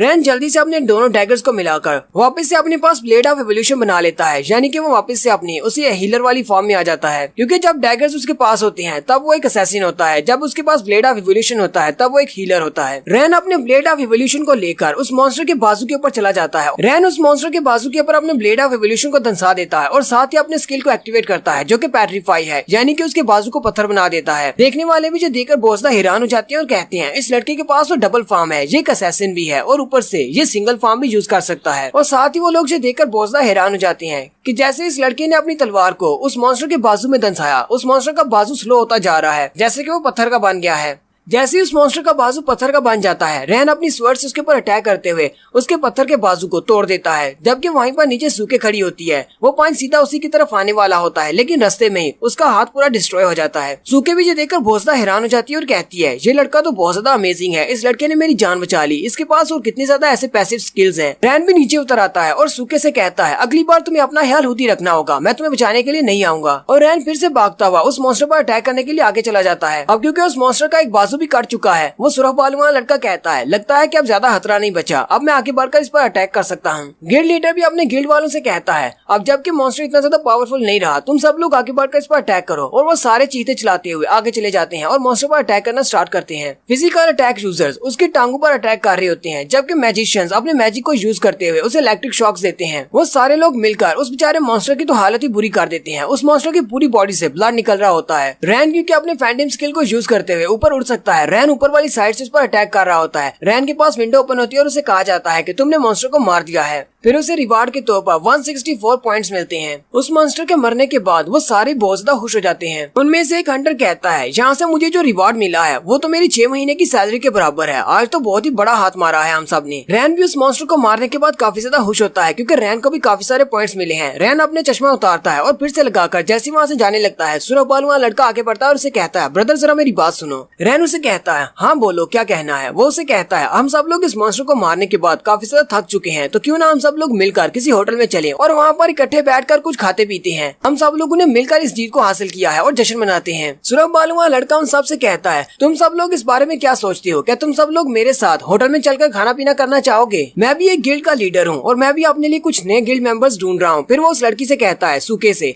तुम भी बहुत ज्यादा अच्छी हो, तुमने आज बहुत ही अच्छी परफॉर्मेंस की है, क्या तुम मेरे गिल्ड को ज्वाइन करना चाहोगी? सूखे आगे बढ़ती है और रैन से कहती है, तुम्हारा बहुत बहुत शुक्रिया, तुमने आज मेरी जान बचा ली। मेरा नाम सूखे है, तुम कौन हो? सूखे अपना हाथ उसके सामने करते हुए कहती है, प्लीज मेरे थैंक्स को एक्सेप्ट करो। रैन पहले तो उसकी बात सुनकर हैरान हो जाता है, फिर उसके साथ हाथ मिलाते हुए कहता है, मेरा नाम सॉन्ग रैन है, तुमसे मिलकर काफी अच्छा लगा। रैन का नाम सुनते ही सूखे बहुत ज्यादा गुस्सा हो जाती है और वो जल्दी से अपना हाथ उसके हाथ से छुड़वा लेती है और पीछे खींच लेती है। सूखे उसे कहती है, क्या तुम वही वाले ज़ेंग रैन हो जो कि एक नॉर्मल रैंक की डंजन के अंदर एक स्क्वाड के साथ गया था, जबकि बाकी के सारे लोग मारे गए, तुम अकेले ही उस डंजन के अंदर से बाहर निकले और बाहर आने के बाद तुमने हांग टू गिल्ड की एक लड़की लूमी को चैलेंज किया और उसे मार डाला। बाकी के हंटर्स भी ज़ेंग रैन का नाम सुनने के बाद काफी ज्यादा चौंक जाती है और कहती हैं, ये वाला नाम तो सुना सुना लगता है कि ये वही लड़का है जिसने लूमी को चैलेंज किया था। ज़ॉबी भी अपने डाकी के साथ वहीं पर आ जाती है। पहले पता नहीं वो कहाँ पर थी, वो उसे आते ही कहती है, तुम जहाँ पर हो मैं तुम्हें कब से ढूंढ रही हूँ, तुम्हारे इर्द गिर्द तो बहुत सारे लोग हैं, कहीं ऐसा तो नहीं कि इन सब लोगों ने फिर से तुम्हें देख लिया है और ये सारे तुम्हारे फैन हैं। सूखे अपनी बिक्सी से कहती है, बिक्सी जल्दी से अटैक मोड में चेंज हो जाओ। बिक्सी सूखे के आर्डर सुनने के बाद जल्दी से एक रिवॉल्वर बन जाती है। सूखे के इस वेपन का नाम डेथ रिवॉल्वर होता है। सूखे अपने रिवॉल्वर को रैन के सामने करते हुए कहती है, चलो जल्दी से अपने ग्लासेस और हैट को उतार दो और मुझे दिखाओ क्या तुम वाकई में वही ज़ेंग रैन हो या नहीं।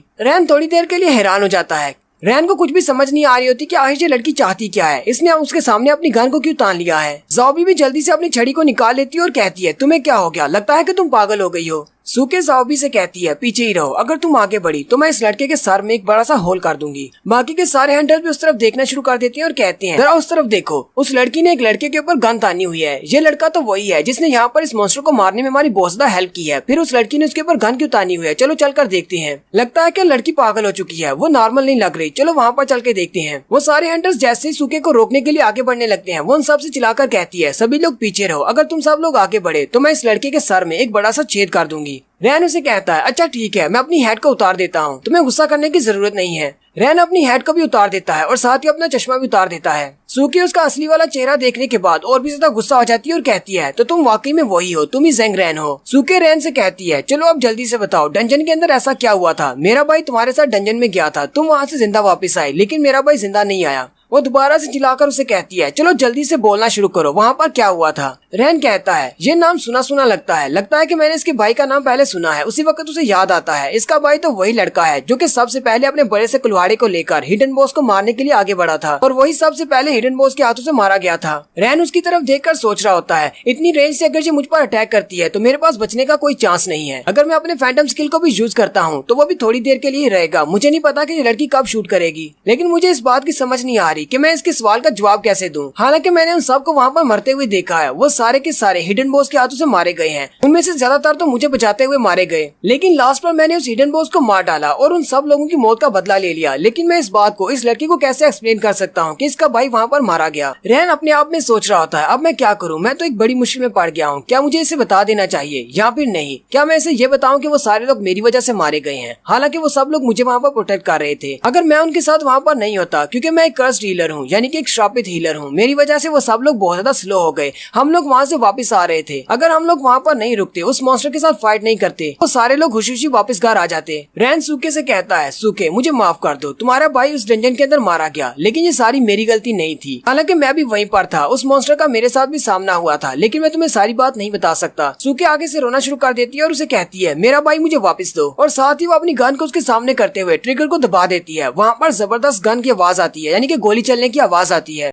सारे लोग उसकी तरफ देखते हैं और कहते हैं, वो लड़की तो वाकई में पागल है, उसने गोली चला दी। वो सारे लोग उस तरफ देखना शुरू कर देते हैं, क्या वाकई में रैन को गोली लग गई या नहीं। लेकिन वो सारे लोग ये देखकर बहुत ज्यादा हैरान हो जाते हैं कि उसकी बुलेट जो उसने अपनी रिवॉल्वर से चलाई होती है वो दो टुकड़ों में कट जाती है, क्योंकि वो सुरख बालू वाला लड़का अपनी तलवार से उसकी बुलेट को सेंटर से दो हिस्सों में काट देता है। सुरख बालू वाला लड़का सूखे के सामने खड़ा हो जाता है और कहता है, मेरा अपना एक गिल्ड है और मैं इस लड़के को अपने गिल्ड में ज्वाइन करवाना चाहता हूँ, इसलिए ये मेरा एक रिक्रूट है, तुम इसे नहीं मार सकती। अगर तुम्हें इसे मारना है तो सबसे पहले तुम्हें मुझे मारना पड़ेगा। बाकी के सारे हंटर्स भी बहुत ज्यादा गुस्सा हो जाते हैं और कहते हैं, तुम पागल हो, तुम यहाँ पर कहाँ से आई हो, तुम ऐसे ही किसी को नहीं मार सकती। वैसे भी ये एक रूल है कि एक हंटर दूसरे हंटर को अरीना के बाहर नहीं मार सकता। रैन उन सब से कहता है, सब लोग शांत हो जाओ। उसी वक्त उन्हें गाड़ी के चलने की आवाज आती है, एक गाड़ी उनके पास आकर रुकती है। वो सारे उस गाड़ी को देखकर हैरान हो जाते हैं और कहते हैं, लगता है कि हंटर एसोसिएशन से कोई यहाँ पर आया है, लगता है कि इमरजेंसी रिस्पांस टीम से कोई यहाँ पर आ गया है, वो लोग यहाँ पर हेल्प भेज रहे हैं। फिर उन्होंने अपनी मेन अटैक फोर्स को यहाँ पर भेजा है। गाड़ी का दरवाजा खुलता है और गाड़ी के अंदर से एक ऑफिसर निकलता है और वो अपने साथी से कहता है, चलो जल्दी से स्पीकर मुझे दो। हंटर्स कहते हैं, ये सारे एसोसिएशन वाले यहाँ पर क्या करने के लिए आए होंगे। उनमें से एक कहता है, मैं आगे जाता हूँ और इनसे जाकर हेल्प लेता हूँ, ताकि हम लोग इस साइको लड़की को पकड़ सकें, वरना ये तो इस लड़के को मार डालेगी। लेकिन दूसरा हंटर से कहता है, जरा रुक जाओ, लगता है कि उसके पास एक स्पीकर है, वो कुछ कहने वाला है। वो ऑफिसर स्पीकर में उन सब से कहता है, जो लोग यहाँ पर मौजूद हैं वो सारे लोग मेरी बात को ध्यान से सुने, जितने भी लोग यहाँ पर हैं वो सारे लोग यहाँ से जल्दी निकलो, यहाँ पर बहुत ज्यादा खतरा है। हमारे एनालिसिस के मुताबिक यहाँ पर एक डंजन गेट ओपन होने वाला है और वहाँ पर बहुत सारे मॉन्स्टर्स हैं, तुम सब लोग उनका सामना नहीं कर पाओगे, इसलिए यहाँ से जल्दी निकलो, क्योंकि अगर यहाँ पर कोई डंजन गेट ओपन हुआ तो तुम सब लोग उस डंजन गेट के अंदर अपने आप सक हो जाओगे और नहीं बच पाओगे। और अगर मैं सच्ची बताऊं तो फॉरगेटन सी की डंजन यहाँ पर ओपन होने वाली है, यानी कि वो पोर्टल जहाँ पर ओपन होगा। सारे लोग उसकी बात सुनने के बाद बहुत ज्यादा हैरान हो जाते हैं। कुछ हंटर्स जो होते हैं जिन्हें फॉरगेटन सी डंजन के बारे में नहीं पता, वो कहते हैं, हमारा फॉरगेटन सी डंजन के पोर्टल से क्या ताल्लुक है,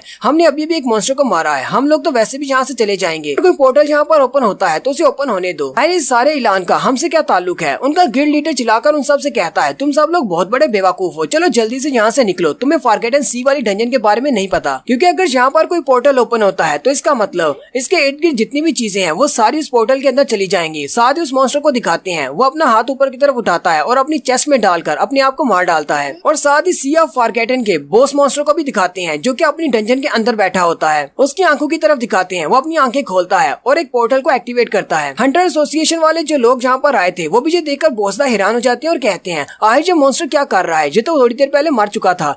दूसरे वाला उसे कहता है, लगता है ये अपनी बची कुछ एनर्जी को यूज करके फॉरगेटन सी के पोर्टल को फोर्सफुली ओपन करने की कोशिश कर रहा है। और थोड़ी देर में वहाँ पर पोर्टल ओपन हो जाता है। गिल्ड लीडर अपने लोगों से कहता है, अब बहुत ज्यादा देर हो चुकी है, हम लोग यहाँ से बचकर नहीं निकल पाएंगे, हम सब लोग इस डंजन के अंदर खींचे चले जाएंगे। दूसरा हंटर उसे कहता है, लेकिन ऐसा कैसे हो सकता है, पहले तो कभी किसी डंजन के अंदर इस तरह लोग नहीं खींचे जाते। बालू वाला लड़का उसे कहता है, 50 साल पहले इस तरह की एक डंजन ओपन हुई थी, इसी वजह से इसे फॉरगेटन सी की डंजन कहते हैं। वे सब लोग इस बारे में भूल चुके हैं। असल में जो डंजन रियल होती है, उस डंजन के अंदर जब पोर्टल ओपन होता है तो हम लोग अपने आप उसके अंदर खींचे चले जाते हैं। अब तो ये सारी डंजन सिस्टमैटिक हो चुकी हैं, इसी वजह से हम लोग अपनी मर्जी से डंजन के अंदर जा सकते हैं। इस डंजन के बारे में सब लोग भूल चुके हैं। सुरख बालू वाला लड़का आगे बढ़ता है और कहता है, अब जबकि ये पोर्टल ओपन हो चुका है और हम लोग यहाँ से भाग नहीं सकते, तो चलो फिर ठीक है, इस डंजन को जाकर क्लियर करते हैं। डंजन का गेट ओपन होने के बाद उन सबको अपने अंदर शक करना स्टार्ट कर देता है। वहाँ पर जितने भी हंटर्स होते हैं वो सारे उस पोर्टल के अंदर खींचे चले जाते हैं, जबकि रैन ज़ाओबी से कहता है, ज़ाओबी मेरा हाथ पकड़ लो। हंटर एसोसिएशन वाले लोग भी अपनी गाड़ी के पास होते हैं और वो कह रहे होते हैं, अगर इसी तरह चलता रहा तो हम लोग अपनी गाड़ी के साथ ही इस डंजन के अंदर चले जाएंगे। उसके साथियों से कहती है, मैनेजर अब हम लोग क्या करेंगे। वो उसे कहता है, अब हम लोग कुछ भी नहीं कर सकते। और वो सारे के सारे लोग जितने भी वहाँ पर मौजूद होते हैं वो सारे उस डंजन के अंदर चले जाते हैं। रैन और ज़ाओबी दोनों भी उस डंजन के अंदर चले जाते हैं। डंजन के अंदर का सीन दिखाया जाता है फॉरगेटन सी का, जहाँ पर एक रेगिस्तान होता है और सामने पिरामिड्स होते हैं, जैसे कि मिस्र के पिरामिड है, बिल्कुल वैसे ही। वो सारे लोग उस रेगिस्तान के अंदर जाकर गिरते हैं। वहीं पर ज़ाओबी को भी दिखाते हैं। ज़ाओबी वहीं वहीं पर होती है, लेकिन इनके साथ रैन नहीं होता। रैन अभी तक उस पोर्टल के अंदर ही होता है। रैन के पास विंडो ओपन होती है और कहा जाता है जरा सब्र करो, तुम्हारे लिए डंजन को लोड किया जा रहा है। रैन कहता है क्या मैं अभी पोर्टल के अंदर हूँ, मुझे कुछ समझ नहीं आ रही, मैं डंजन के अंदर क्यों नहीं गया। फिर से उसके पास विंडो ओपन होती है और कहा जाता है लोडिंग कंप्लीट हो चुकी है, बहुत ही जल्दी हम लोग स्टार्ट करने वाले हैं। साथ ही रैन को किसी लड़की की आवाज आती है। वो लड़की उसे कहती है सॉरी मास्टर रैन, मैंने अपनी पूरी पावर को यूज करते हुए सिर्फ आपको ही यहाँ पर लेकर आ सकी हूँ, बाकी सब लोगों को नहीं ला सकी। रैन कहता है कौन है यहाँ पर, कौन मुझसे बात कर रहा है। वो लड़की उसे कहती है और मुझे लगा था कि मुझे अपने आप को इंट्रोड्यूस नहीं करवाना पड़ेगा। रैन उसे कहता है मैं तुम्हें नहीं जानता, अपने बारे में बताओ तुम कौन हो और ये कौन सी जगह है। वो लड़की उसे कहती है मेरा नाम डोरिस है और मैं एक आर्टिफिशियल इंटेलिजेंस सिस्टम हूँ, मैं यहाँ पर आपके लिए गाइड के तौर पर काम करूंगी और आप इस वक्त स्काई टावर में हैं। रैन अपने सामने की तरफ देखता है तो उसके सामने एक बड़ा सा टावर होता है। ये वही टावर है जहाँ पर जितने फ्लोर्स को ये क्लियर करेगा उतना इसका रैंक होगा। रैन उसे कहता है मैं स्काई टावर में क्या कर रहा हूँ, मुझे तो सी ऑफ फॉरगेटननेस में जाना चाहिए था। अच्छा चलो ये बताओ बाकी सब लोग कहाँ पर हैं, मैं यहाँ पर कैसे आया। डोरिस उसे कहती है बाकी के सारे फॉरगेटन सी डंजन के अंदर है, सिर्फ आप ही यहाँ पर आए हैं। रैन उसे कहता है लेकिन मैं यहाँ पर अकेला क्यों आया हूँ, बाकी के साथ क्यों नहीं आया। डोरिस उसे कहती है क्योंकि आप बहुत ज्यादा स्पेशल हैं। रैन उसकी बात सुनने के बाद खामोश हो जाता है। डोरिस उसे कहती है अगर कोई नॉर्मल इंसान होता वो तो बहुत ज्यादा खुश हो जाता।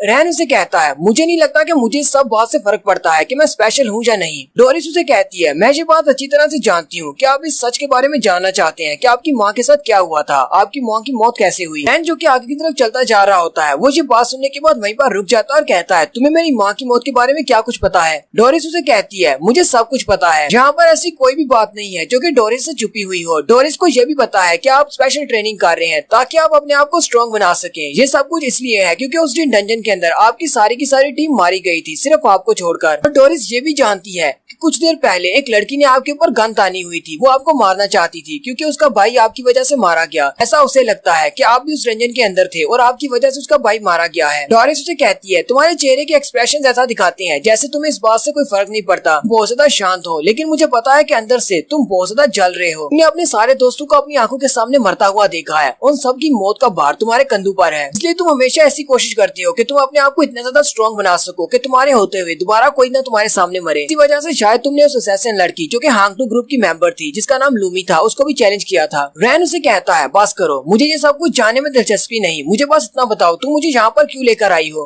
डोरिस उसे कहती है ये बात तो बहुत ज्यादा सिंपल है क्योंकि तुम एक डबल वेकनर हो, यानी कि नॉर्मल इंसानों से हंटर्स जो होते हैं वो स्पेशल होते हैं और तुम हंटर से भी ज्यादा स्पेशल हो क्योंकि तुम एक डबल वेकनर हो। जितनी तुम्हारे अंदर नफरत है और जितना तुम्हारे अंदर गुस्सा है और साथ ही तुम्हारे अंदर बहुत ज्यादा पछतावा है, इन तीनों फीलिंग्स को लेकर अगर तुम फॉरगेटन सी की डंजन के अंदर चले भी जाते हो तो तुम्हारे सारे के सारे साथी तुम्हारे सामने मारे जाएंगे और तुम कुछ भी नहीं कर पाओगे। इसलिए हम लोग तुम्हें यहाँ पर स्काई टावर में लेकर आए हैं ताकि तुम अपना रास्ता खुद से तलाश कर सको, तुम अपने आप को ज्यादा स्ट्रॉन्ग बना सको। अगर हम लोग यहाँ पर आ ही चुके हैं तो चलो फिर ठीक है, मैं तुम्हारे लिए स्काई टावर को स्टार्ट कर देती हूँ, मैं तुम्हारे लिए इसके फर्स्ट लेवल को ओपन करती हूँ। और साथ ही डोरिस उसके एवोल्यूशन मोड को एक्टिवेट कर देती है। जैसे ही वो उसके एवोल्यूशन मोड को एक्टिवेट करती है वो सारे का सारा स्काई टावर रेड कलर में तब्दील हो जाता है। नेक्स्ट सीन फॉरगेटन सी डंजन का दिखाया जाता है। वो सारे लोग क्योंकि पोर्टल से नीचे गिरे हैं उसमें से कोई अपने सर को पकड़ बैठा होता है, कोई अपनी टांगों को, फिर गिरने की वजह से उन्हें चोट लगी होती है। जबकि जाओ भी उठकर खड़ी होती है और रैन को ढूंढ रही होती है। जाओ भी कहती है रैन तो मेरे साथ ही था, फिर वो अचानक वहाँ जहाँ से कहाँ पर चला गया। जाओ भी आगे बढ़ती है और एक हंटर से पूछती है क्या तुमने जेंग रैन को देखा है, रैन कहाँ पर है। वो हंटर उसे कहता है नहीं मैंने उस लड़के को नहीं देखा, तुम उसी लड़के की बात कर रही हो ना जिसने बाहर उस मॉन्स्टर की शील्ड को तोड़ा था। जब से हम लोग इस डंजन में आए हैं हमने उसे नहीं देखा। वो लोग सामने की तरफ देखते हैं तो उनके सामने सूखे खड़ी होती है। वो हंटर उसकी तरफ देखता है और कहता है तुम अभी तक जिंदा हो, तुम्हें मर जाना चाहिए था, तुम यहाँ पर क्या कर रही हो। एसोसिएशन का मैनेजर भी उनके साथ ही अंदर आ जाता है। वो उनसे कहता है तुम दोनों आपस में लड़ना बंद करो, बहुत ही जल्दी यहाँ पर मॉन्स्टर आ जाएंगे, हम सबको उनके साथ फाइट करना होगी, लोग आपस में फाइट नहीं कर सकते। सुरख बालू वाला लड़का उसे कहता है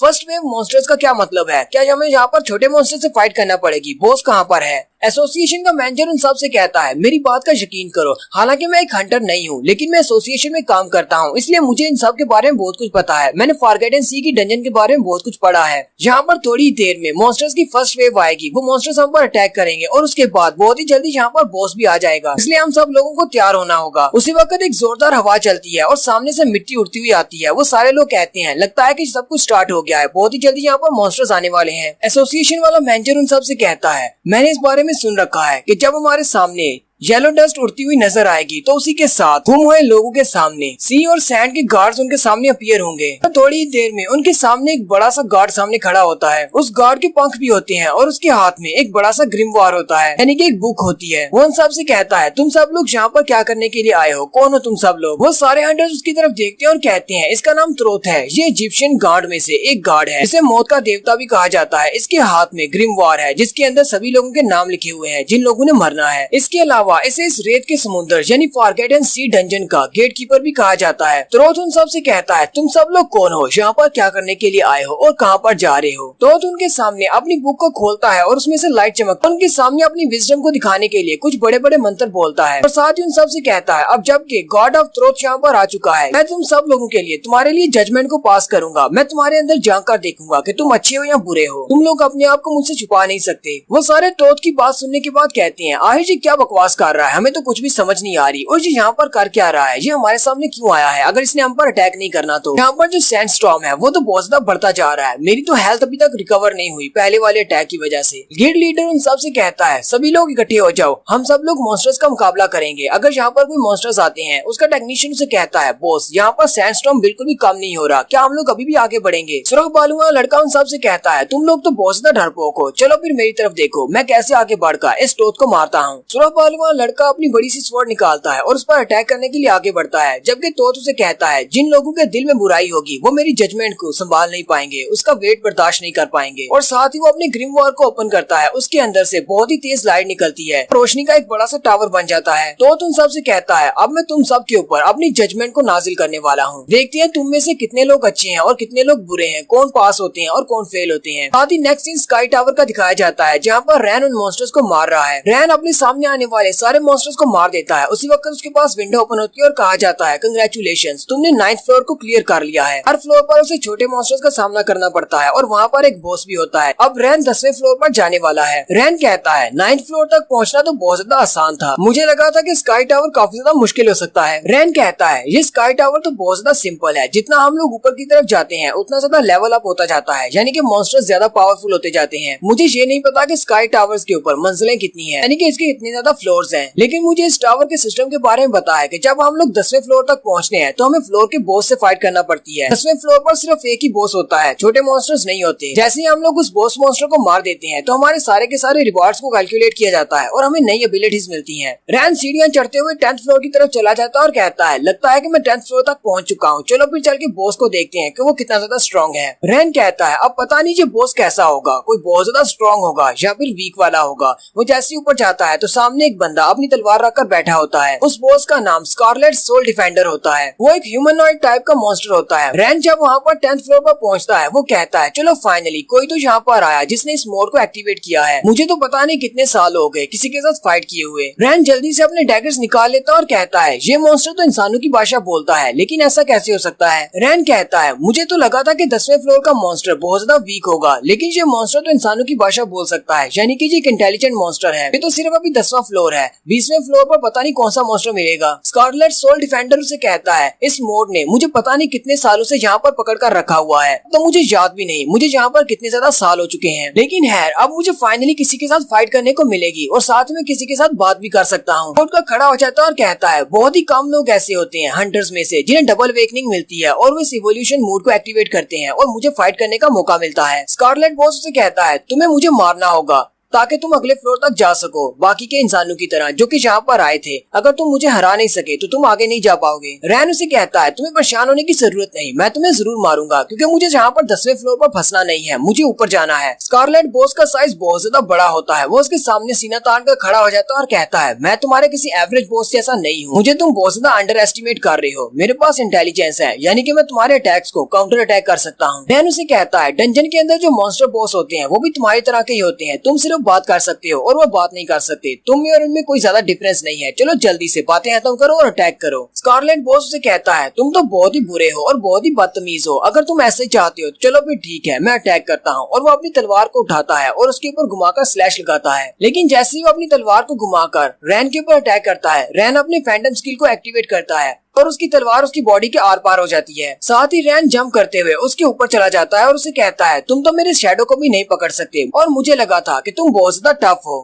और यहीं पर हमारी एपिसोड 3 का एंड होता है। एक्सप्लेनेशन अच्छी लगी हो तो कमेंट करके जरूर बताएं। चैनल को सब्सक्राइब कर दें, वीडियो को लाइक और शेयर कर दें। शुक्रिया।